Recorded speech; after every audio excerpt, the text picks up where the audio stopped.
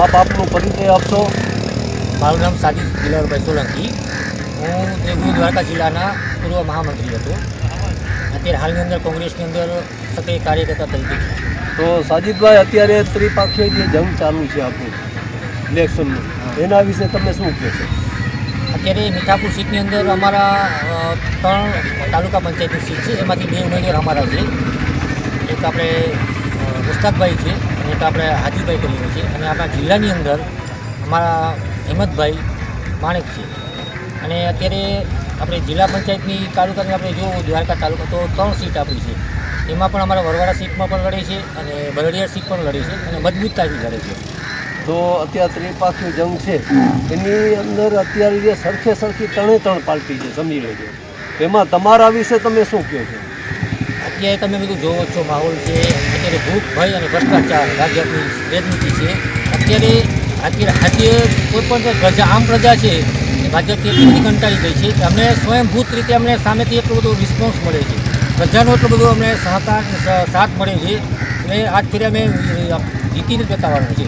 તો તમે જે અત્યારે કીધું ભાજપનું ભ્રષ્ટાચાર, તો આપ વિશે તમે શું કહેશો? આપ પણ એનું પાક્યું છે, મત તોડવા માટે થઈ ઉભા રહે છે. જય હિન્દ, જય ભારત. તે આપશો?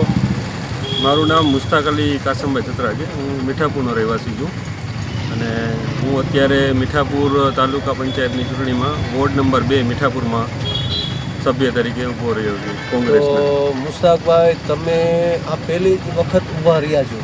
હા, હું આ વખતે પહેલી વખત કોંગ્રેસમાં વોર્ડ નંબર 2માં ઊભો રહ્યો છું. તો હવે તમારી પાર્ટી વિશે તમે શું કહેશો કે તમે બહુ જંગી મતીથી આવો? શું છે?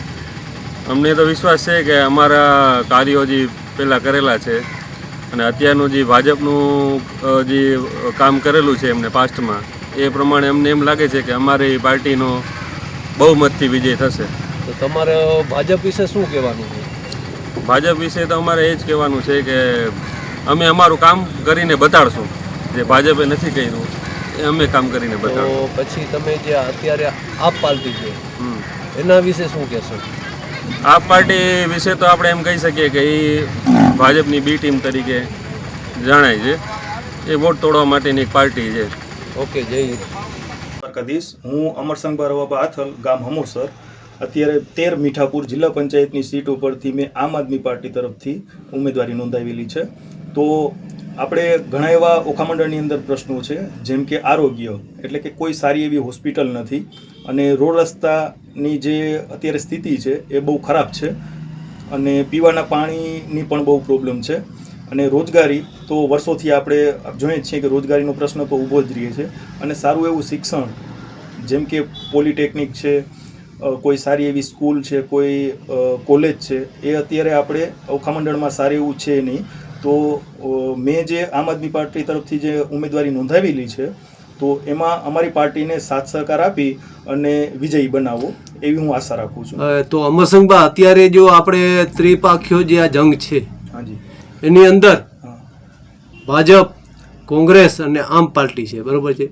તો તમે તમારી પાર્ટી વિશે શું કહેશો? તમારી આમ જંગી બહુમતી આવશે કે શું છે, એના વિશે શું કહેશો? અત્યારે પ્રજાની અંદર બહુ રોષ છે. છેલ્લા 80 વર્ષથી આપણે ભારત આઝાદ થયું અને પાયાની જે સવલતો છે, જે પાયાની બેઝિક જે નીડ્સ છે, એ બધી આપણે આપી નથી શકતા. તો અત્યારે ભાજપ અને કોંગ્રેસ ઉપર તો લોકોએ બહુ ભરોસો કર્યો છે. આ વખતે જો આમ આદમી ઉપર જો ભરોસો કરે તો અમારી આખી ટીમ છે એ હોશિયાર છે, ભણેલ ગણેલ છે અને એજ્યુકેટેડ છે. મેં ખુદે BCA કર્યું છે અને હું અત્યારે શિક્ષક તરીકે નોકરી કરું છું.